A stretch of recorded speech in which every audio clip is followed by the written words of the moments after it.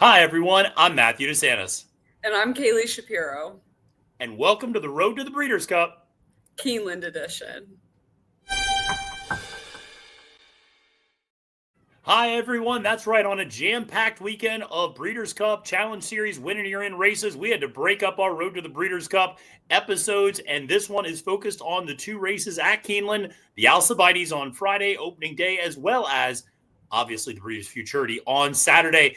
Joined by my colleague, Kaylie Shapiro. Before we get into talking about these races, remind you to press that like button and subscribe to NYRA Bets YouTube today. Subscribing is entirely free of cost, just notifies you when new videos drop on the channel, which is a great spot to get you ready for Keeneland, the Breeders' Cup, and beyond.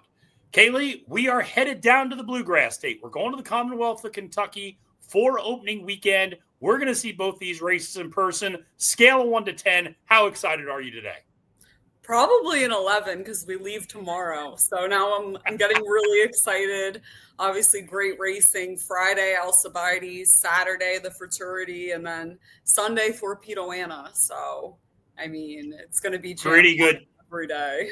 Pretty good 3 days for Kaylie Shapiro, I would say. And so it's going to be a lot of fun down there. If you see us out, please come by and say hello. We always love interacting with the fans here who love us on NYRA Bets. So thanks so much for tuning into this episode. We're going to be handicapping these two races at Keeneland, the Alcibiades Friday, the Breeders Futurity Saturday. You can also check out our other content we have previewing the Frisette and the Champagne, as well as the American Pharoah and the Oak Leaf. We got you covered for all these 2-year-old juvenile races taking place all across the country. But Kaylie, let's dive in to the Alcibiades, which is taking place Friday. That's a great card, by the way. That's a tremendous opening day card. Very excited for that. I thought the Phoenix was a really nice race with Nakatomi and World Record, a couple of others. You look at the Jessamine, that's a loaded field. A lot of good horses that whole weekend. But listen, the Alcibiades, it's Tommy Joe's world, and we're all just living in it, I think. The overwhelming favorite for Spendthrift Farm and trainer Todd Pletcher is your 2-5 favorite. Percy's Bar is your second choice for trainer Ben Colebrook. And then after that, you get a little bit more cloudy. But listen, let's start by talking about the top choice for both you and I, and that is Tommy Joe, a horse that you have liked before debut and really paid off not only in that debut, but a very impressive spin-away victory as well. I mean, both of those efforts, she just did them so easily. Spin away. I was really pumped up after watching that race about Tommy Joe. I mean, she certainly looks like an Oaks filly to me. And I'll leave it at this. I mean, in terms of the dominance of Tommy Joe and Ted Noffey in these two races at Keeneland, to me, these two are singles, these two races. At Belmont, in the Champagne and the Frisette, neither of those races are races I'm singling in. These two, 100%. I think that these two horses that Spendthrift has this year are very promising in terms of the Derby and the Oaks Trail. So really excited to see Tommy Joe. It was cool to get acquainted with her up in Saratoga, and it's like now we're traveling with her. It is like we're traveling with her. And listen, one of the things to point out about this race is it is a mile and a 16th, which is 2 turns. And so that is something that these horses are doing for the first time on dirt. A horse like the Grumpy Rabbit and Huate Diva both ran, I think, 2 turns on the turf, but are doing it for the dirt for the first time. So there are some questions for sure. But the way that Tommy Joe finished up both of her victories, particularly that spin away, it is hard to imagine that she will have trouble going a little bit longer. And what was so impressive about her was she backed up that debut number. And that is something we've talked about in other videos about how sometimes a horse can regress a little bit, second start. But for her to back up that 85 Buyers big figure and basically do it under wraps as well was very impressive. What's also impressive is she can rate off the pace. She does not need to lead by any stretch of the imagination. Now, she might have the best early speed in this field, and she might very well end up front for Johnny Velasquez. But if somebody wants to really quarter horse it out of there and go to the front early, Johnny V can just go, okay, let's just sit off and just let's take it easy and let's not overexert ourselves. I just think she is nearly impossible to get around in this spot and just is, like I said, like you were saying, an absolute single for me in this spot. Absolutely. And I thought the same thing. I mean, she looks like she could be alone up on the lead. Out of the entire field, the only filly that I thought maybe would try to go with her was the number 4, the Grumpy Rabbit, because when she switched to the dirt in her second start, she was way more forwardly placed and involved early than she was on debut. So maybe that horse tries to go out in front and Tommy Joe sits right off of her. But I think you said it perfectly. No matter what trip this filly sits, I think that she's your clear winner here. And a lot of the times, like you said, fillies can regress in their second start. But to me, I try to judge that by if she was ever over the top in the first place or maybe asked to do on debut. Tommy Joe did everything so easily. I mean, this filly is just impossible to get around in this spot. Like you said, Percy's Bar is a horse in here that you should take seriously as well. I mean, I will say, didn't get too discouraged by having to run up into second to Tommy Joe that day. At least she kept running and she was covered back. So to me, I mean, I felt pretty good putting her second. These were the two, but it's all Tommy Joe for me. Yeah, listen, Percy's Bar is a nice filly. I mean, I think that that horse has a nice future. This is a stakes winner in her second start. She won that debutante at Churchill, doing 6 furlongs. Then she stepped up and ran against Tommy Joe in that spin away. And like you said, she didn't get discouraged. And she was well clear of the third place horse who finished 4.5 lengths behind her. So, she kind of asserted herself over everybody else in that field to some extent, which you like to see at least for trainer Ben Colebrook, Luan Machado up. Listen, going 2 turns, she's going to be able to save a lot of ground on the inside. She maybe doesn't have as good of early speed as Tommy Joe, which I think is a little bit of a problem because Tommy Joe's just going to sit a more forward trip on a track that usually favors early speed. So it's going to be a little bit of a tall task for Percy's Bar to make up that distance and make up that ground. That said, she's training beautifully for Colebrook, as evidenced by that massive bullet work 58-1 that she put on down in Keeneland leading up to this race. So she's feeling good. She could take a big step forward for sure, but she's going to have to move forward, and Tommy Joe's going to have to regress a little bit, I think, for that gap to really be meaningful in terms of who ends up in the winner's circle. What I think is that both of them will move forward. Tommy Joe is just going to do so at a quicker rate, and she's already a little bit more mature and advanced and probably just a nicer filly in general. But Percy's Bar, like you said, has a massive work coming into this. And something else I noted, there was 2 months, in between her first race and the spin away. And now there's only a month going into this Alcibiades. So maybe she runs better coming off a quicker turnaround. Who knows? I think that it's not out of the question that she could take a step up here, though. Absolutely. Now let's very quickly talk about a horse that we both like a little bit underneath and is the winner for the favorite name of the day award. And that is the Grumpy Rabbit. I love a good Grumpy Rabbit. Are rabbits ever grumpy? I don't know. But I like this name quite a bit. And so we're going to go with the Grumpy Rabbit in third for both of us. 12-1 for trainer Kenny McPeak. You mentioned this horse already. Showed a lot better speed at Ellis Park once it switched over to the dirt. And has Flavian Pratt aboard, who's going to be riding Torpedo Anna for McPeak this weekend as well. So, I just thought, hey, listen, underneath, maybe this horse can take another step forward after breaking that maiden on the dirt first time out.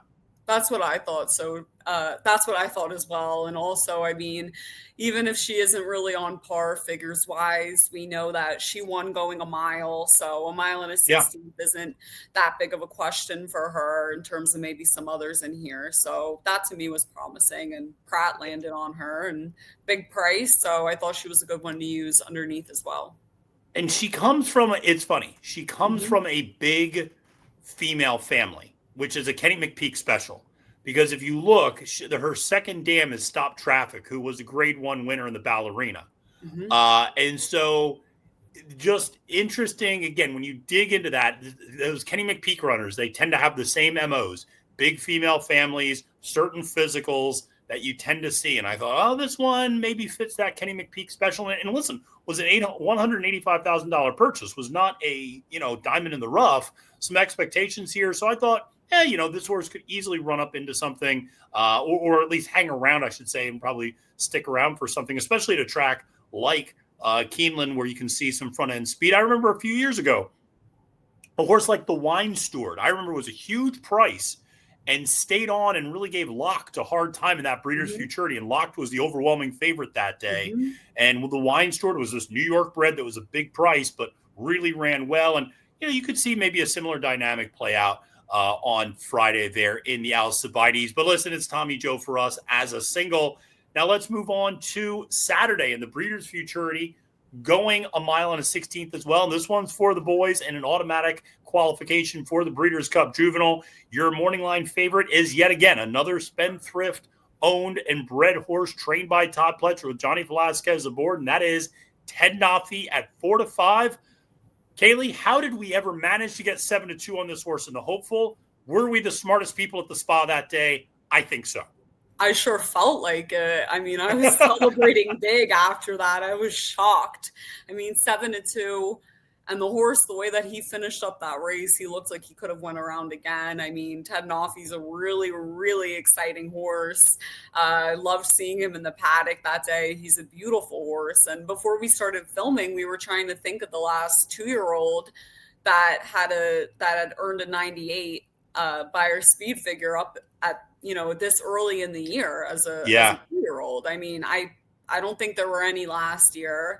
I'm trying to think maybe back. If anyone knows any, certainly. I don't remember any.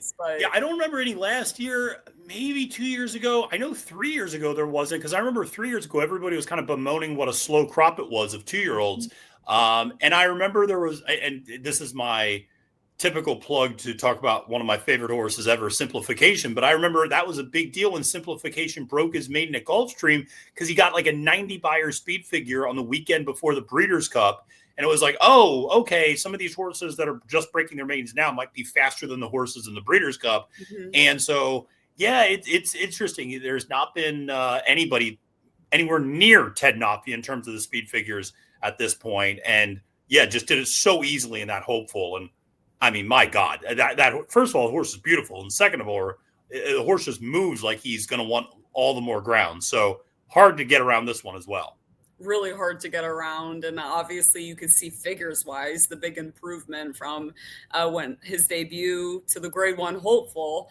Besides the figure, I mean, look at the margin of victory. It's just incredible. To win a grade 1 by over 8 lengths is very impressive. And it's not like he was running against nothing that day. There were some pretty nice horses in there. So it's Ted Noffey for me all day. I'm going to single this horse and not even think too deeply about it. It's really interesting that Baffert has an entry in here. That's something that made the race a little bit interesting as well. Certainly, I'd imagine the horse is going to inject even more speed into the race as well. So, who knows? I mean, to me, though, I could not get past Ted Noffey here at all. Yeah, a tough horse to get around. The one thing I will say is it'll be interesting to see how things start at the break, because you have a horse like Ewing on the far outside, to the outside of Ted Noffey, and Ewing really only has one way to win, which is to go straight to the front. So, Ewing's probably going to try to cross over in front of Ted Noffey. Now, the thing about Ted Noffey is he can rate off the pace. He's very similar to Tommy Joe in that regard. He doesn't need to get to the lead. He's happy to sit off the pace, so that's not a problem at all. As long as he deals with Ewing crossing over in front of him then it's hard to see where the trouble comes in this trip, because presumably he'll be sitting maybe 3rd or 4th in the early going, 2 wide or something like that in the 2-path, basically, and kind of loping along with Johnny Velasquez. So I just have a hard time seeing this one running into trouble in this trip, outside of maybe if Ewing makes it difficult, or if it's a kind of a clumsy start, or if there's some sort of issue going into that first turn, maybe. But otherwise, if he runs back anywhere near that hopeful, it's going to be really hard to make a case for anyone else.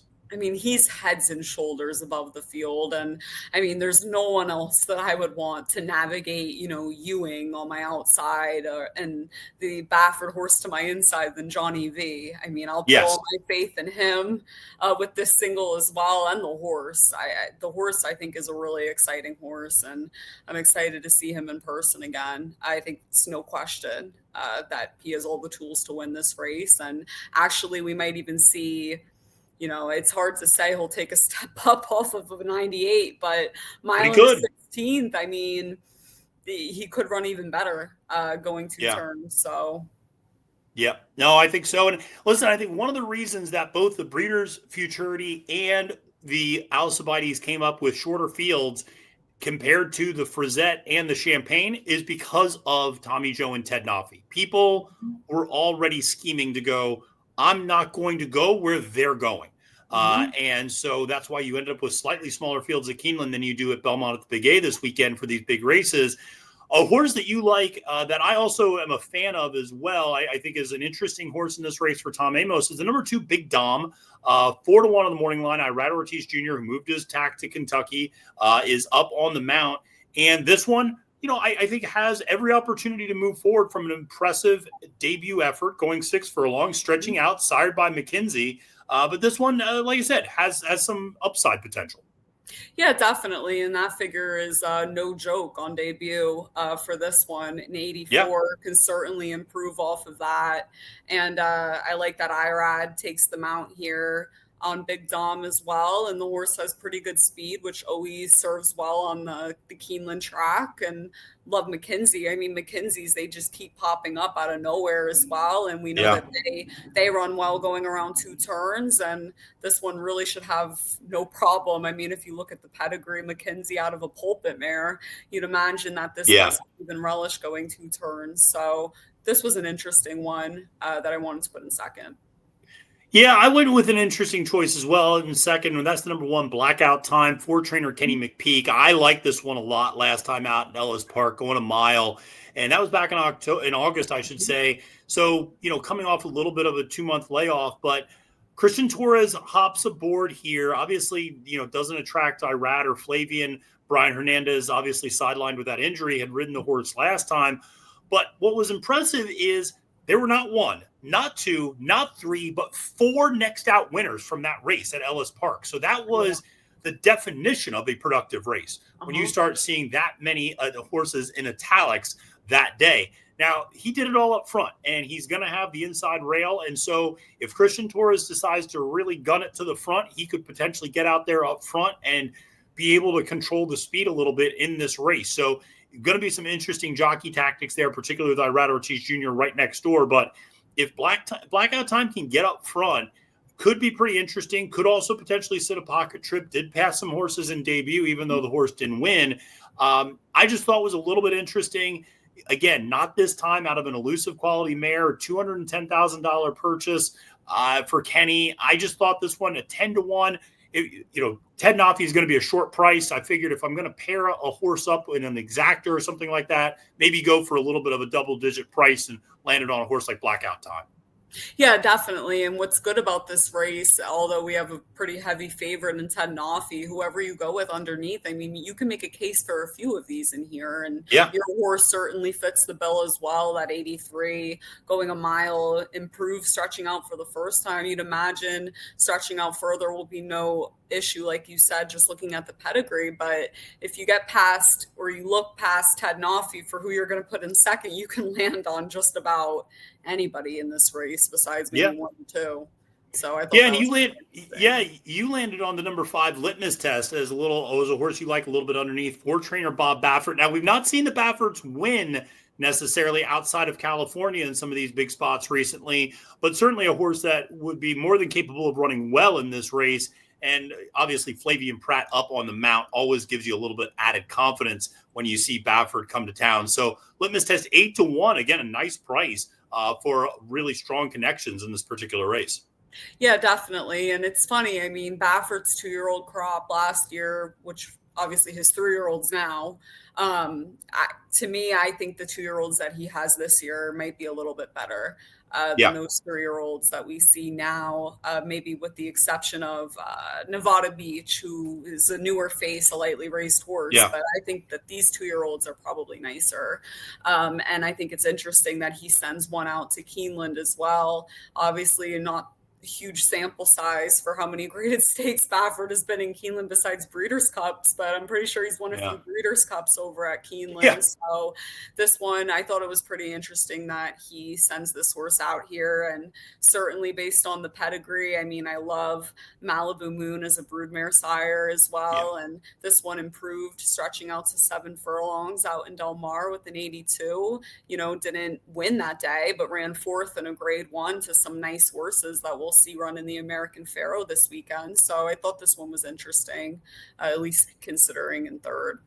Yeah, absolutely. And listen, Bob's got a lot of horses running in that American Pharoah, so it makes sense to split them up and send one to Keeneland to potentially get that qualification to the winner you're in and see what you have with a horse like Litmus Test. So, a horse that obviously looked really good in debut. And then, last time out finished behind Brant and Desert Gate, who I think you and I both have pretty high opinions of in terms of Desert Gate, who we'll talk about in our other video on Santa Anita and the American Pharoah. But, for me, I landed on a horse that has a big price tag, Spice Runner, the number 4. This is a horse you liked, actually, last time out in that Iroquois. I like Comport. You like Spice Runner. With about 50 yards to go, I thought I was going to win. And when they hit the finish line, you won with Spice Runner. And so that's a horse sired by Gun Runner out of a Cowboy Cal mare, Windshell thoroughbred, bred and owned. And this one, looked so good in debut and then didn't really do much running in the Bashford Manor. Finished second to Comport in the juvenile. And you thought, well, the horse just likes to go up on the lead. Well, then in the Iroquois, the horse ends up mid-pack. And you think, well, game over. This horse can't do this work up mid-pack. And what happens? The horse tracks Comport down going a little bit longer. Gun Runners at 12-1, they don't come along often, especially when they're trained by Steve Asmussen. So I thought Spice Runner at 12-1, a little bit interesting in the spot. I thought so too. I have him 4th. I just think that this is obviously a tougher field that he's going to be facing here at Keeneland. And the horse, I mean, he's a little hard to figure out. Obviously, I liked him a lot in the Iroquois. I picked him that day, but the reason why I liked him that day is because of the huge step up that he took from the Bashford Manor to the juvenile at Ellis Park. He went, he got a 55 going 6 furlongs, and then he got a 75 when he stretched out to 7. So for me, I was like, oh, maybe this horse really just wants more ground, but he didn't impressed me all too much in the Iroquois, and it's no surprise that it came up as a 76, which is fine, fits in well with the field. Maybe he can take a step up off of that, but I think having this horse 3rd or 4th makes sense. I mean, he fits, certainly some serious connections. Tyler Gaffleone always rides well at Keeneland also is another point, but maybe going 2 turns as well, a mile and a 16th, the horse improves a little bit, but I had a bit of interest in him as well. So one horse that I will talk a bit about is the number 7 Ewing, who I have in my 4th position. This is a horse that is going to have a lot of early speed, is probably going to try to cross and clear the field and get to the front. Obviously a winner last time out in the Saratoga Special over Obliteration. This is a horse that's a perfect 2 for 2, was a $585,000 OBS April purchase, sired by Nixco out of an Indian Charlie mare. You and I are not overly high on him, and part of it is he just hasn't faced big fields, honestly. I mean, he won in debut against 4 other horses. It was a 5-horse field, and then that Saratoga Special was only a 4-horse field. And he got out up on the front end and was able to set things his own way. And I just don't know if that's going to be the case. I do think Keeneland can help him stay up into the mix until kind of coming down the stretch. But I know you have a little bit of questions about his pedigree in terms of going longer in that mile and a 16th. Yeah, I mean, obviously the Nixcos, they've been running fine, stretching out. But I mean, the dam side, it's a big sprinting family. Like all the siblings are sprinters, literally all of them. I couldn't even find one that won, I'm pretty sure, at a mile. I don't know if I'm mistaken, but I just know it's a sprinting female family for sure. And I'm not sold on this one. I know that he had a lot of talk in Saratoga, maybe towards the beginning of the summer after that debut. But looking at the horses he was running against in those small fields, I don't know how good any of them are. And sprinting family, I mean, going 2 turns for the first time off a layoff.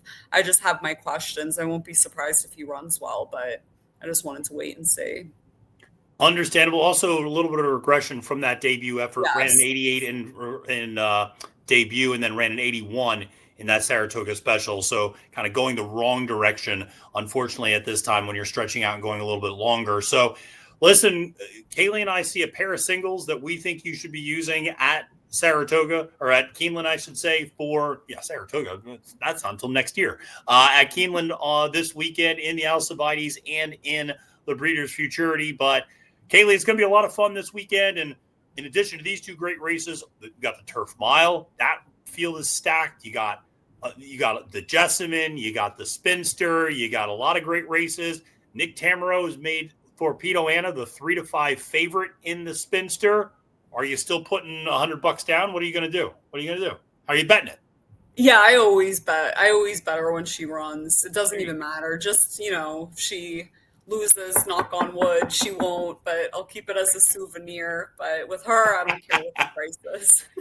She's a special one, I tell you that. And there's going to be a lot of special racing this weekend at Keeneland. But listen, appreciate everybody tuning into this episode of Road to the Breeders' Cup, Keeneland edition with myself and Kaylie Shapiro. My name is Matthew DeSantis. Wishing you a great and prosperous day at the races. And reminding you, friends, it's now post time.